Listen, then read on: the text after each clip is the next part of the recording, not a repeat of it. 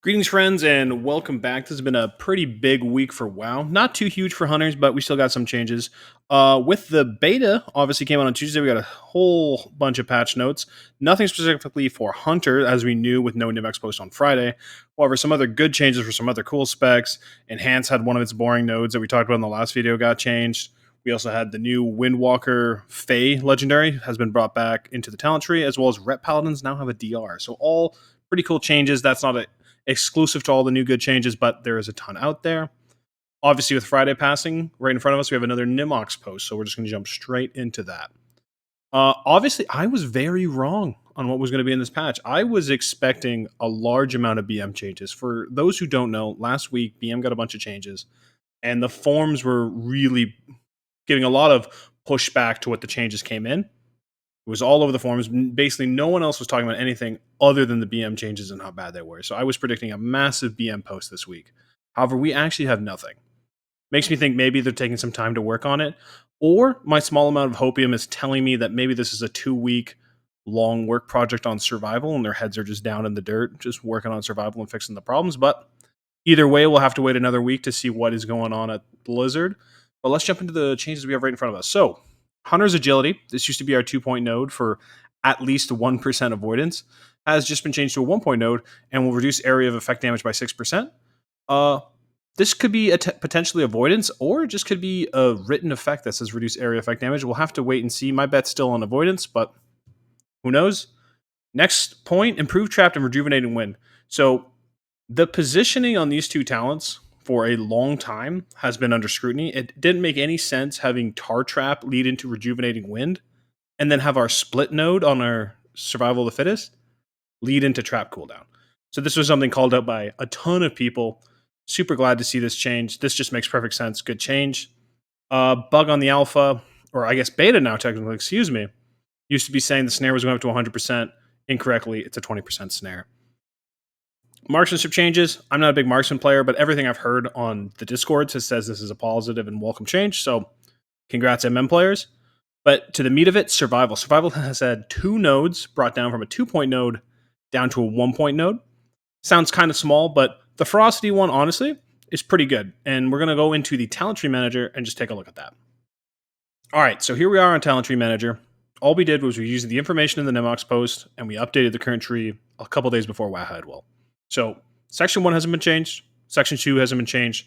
We're just going to point through section 2, probably for a raid scenario, and I don't need misdirect. So first things first, I think you're always going to be taking your split node for your better wall. This is pretty much guaranteed, as well as Born to be Wild. Avoidance, again, another strong defensives. Hunter's going to probably take all the defenses we can. I like the movement speed, playing survival personally, so I'm going to get that. Grab my utility. And now I have 3 points left, and I think the easiest way to route down to this bottom left-hand side, because I'm still a firm believer in the Alpha Predator build, is probably going to be, if not mathematically best, it's going to feel best for survival. So my goal is to get down through here.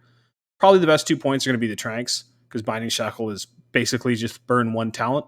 This also lets me grab Intimidation, and I also get basically all the defensive capabilities, assuming Sentinel does not become mandatory. You get everything you want in this section. So this is actually a pretty good change. I'm kind of happy with it. And the routing that I prefer lets me get basically everything I want. So good change here. Small change, but everyone was calling for it. So awesome. All right. So here we are at survival. All we did was in this first section, we grabbed all the throughput as we always will.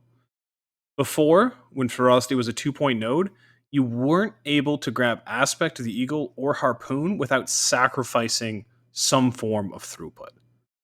So now with this only being 1, we're at 7 in this first session and we get to take 1. So pick your poison, you get to take 1.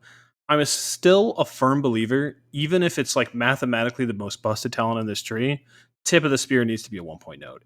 For a spec that has so little specific, unique, active abilities and passives, we're probably the second lowest next to like Demon Hunters.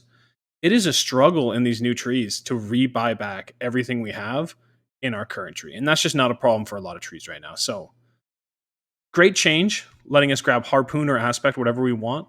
But still, this first section is just too expensive to allow us to grab both Aspect and Harpoon, which every survival hunter probably wants to play with. But good change for Ferocity. Moving into the second section with the intense focus reduced to 1 point.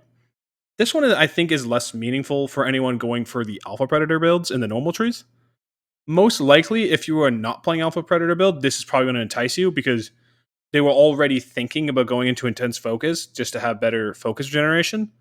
But so we're just going to route through this, just assuming we're doing a fight that isn't Guardian, that you're going to require some amount of AoE on, but your still primary focus is single target. So if we just route like this, again, running with the assumption that Wildfire Infusion is going to be mandatory for Spearhead, this may be wrong, but that's just kind of where my mindset is right now. This route is still incredibly expensive, and you probably don't really have a point to throw into intense focus. Like, our final ends of the strings are Spear Focus, which is just 10% Mongoose Bite damage. Again, another 10% Mongoose Bite damage, and Viper's Venom is just needed for Wildfire Infusion.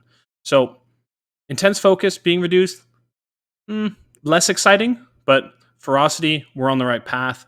Hopefully, we get a bunch of changes. BM has got a bunch of changes. Marksman has got a bunch of changes. It's a dream that maybe this week we see a huge amount of work done to the survival tree because we haven't had too much work done since our first iteration, but everything that has come has been better. So here's hoping we continue on that path.